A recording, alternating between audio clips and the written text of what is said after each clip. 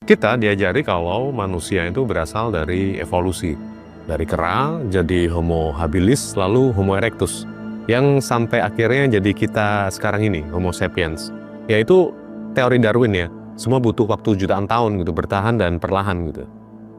Tapi ada satu pertanyaan yang belum terjawab gitu. Kenapa loncatan dari Homo erectus ke Homo sapiens itu terjadi terlalu cepat gitu ya?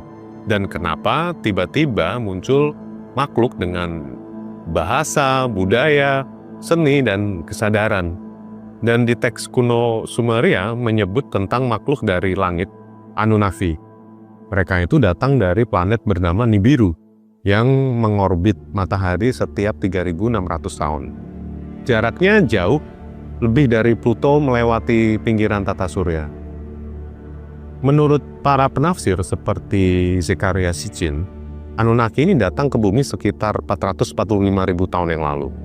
Dan mereka itu membutuhkan emas bukan untuk perhiasan, tetapi untuk menyelamatkan atmosfer planet mereka yang sekarat.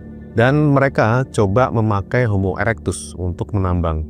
Tapi makhluk itu terlalu primitif gitu, dan akhirnya mereka membuat sesuatu yang baru, manusia.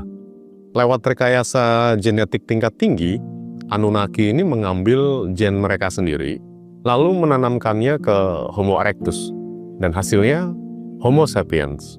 Itulah kenapa tubuh kita menyimpan 3 jalur genetik ya, Neanderthal, Denisovan, dan satu lagi asal-usulnya masih misterius. Tapi bagaimana dengan Anunnaki sendiri? Beberapa teori menyebut mereka itu juga diciptakan dari sumber yang lebih tinggi, lebih tua dari waktu itu sendiri ya. Dan kemudian setelah tugas Anunnaki selesai, dari penambangan emas itu, beberapa dari mereka itu pergi.